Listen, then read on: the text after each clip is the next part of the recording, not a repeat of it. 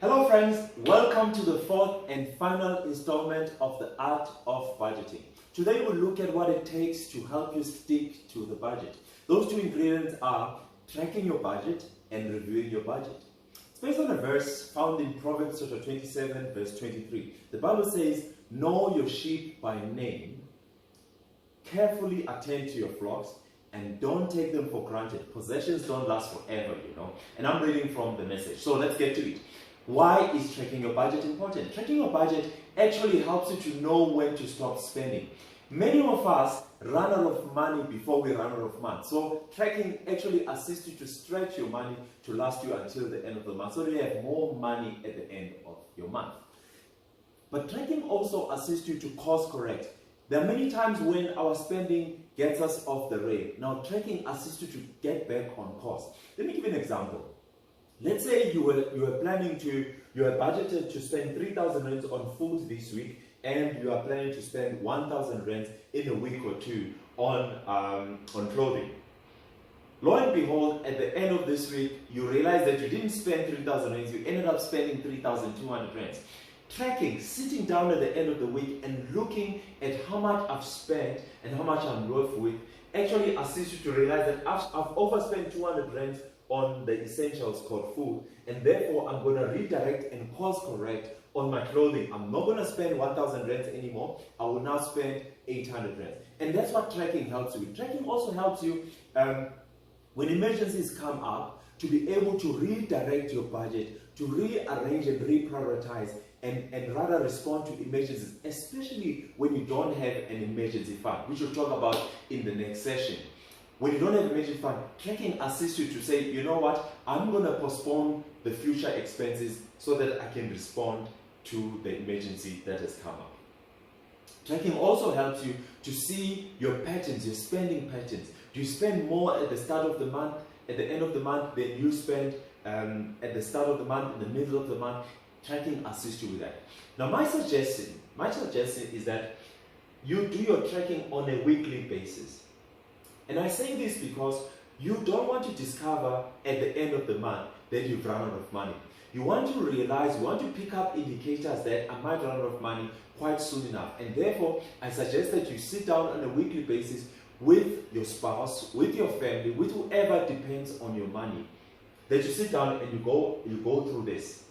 Right? And it's very important. And if you do it on a weekly basis, look at what it does. It already facilitates sitting down as a family and discussing money. Something that we only do when trouble comes.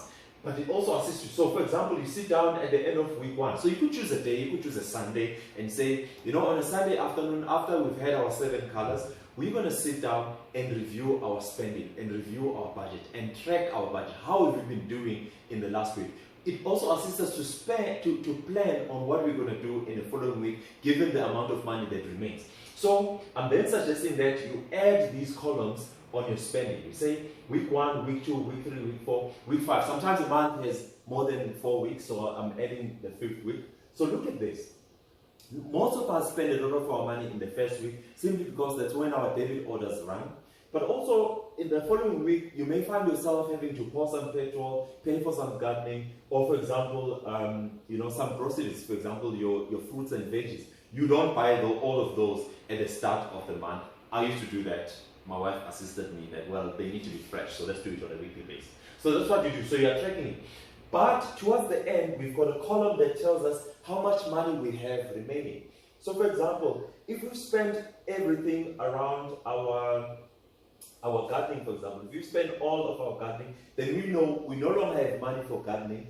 Or, for example, if I've overspent on groceries, I already see from tracking that, you know what, I may need to redirect from going to the salon because I've spent a little bit more on something else that I still expect to spend in the coming weeks. So that's what tracking does. It assists us, it facilitates weekly discussions around money.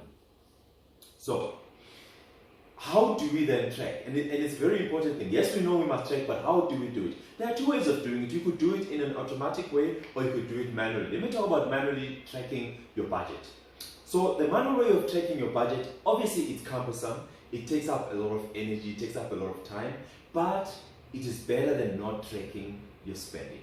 So manually, you'll go and look at your bank statement and say, well, how has my spending been this week, in this past week? You look at your receipt, for example, especially for items that you don't swipe, for things that you spent cash on, you withdrew money and you went and spent, so you look at your receipt. But remember, there are also places where you don't get receipt. For example, when you are buying from informal traders who may not generate a receipt, or you are giving your money away to somebody who may not give you a receipt. So for that, I always suggest that you keep a bit of a notebook that says, what have I spent my money on? So those are the manual ways of tracking, to say, what have I done with my money, so that we can record it in the different columns for each week.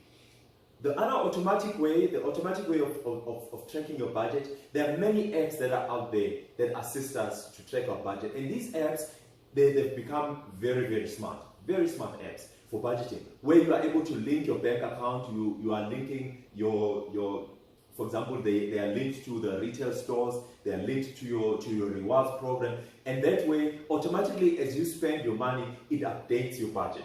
And I really suggest you look into those. Obviously, I'm not going to mention them because, you know, I don't know if I'm allowed to start advertising other apps. But go and Google the top 8 apps. The top 8 apps in South Africa. You'll see some very interesting ones, and they're very secure. I mean, they tell you a lot about how they make sure that your bank accounts are secure, because they're linked to your bank account. As you spend, it updates the categories and things like that. But still, you need to spend some time upfront setting it up and labeling your things. But they are very convenient, a convenient automatic way of tracking your spending.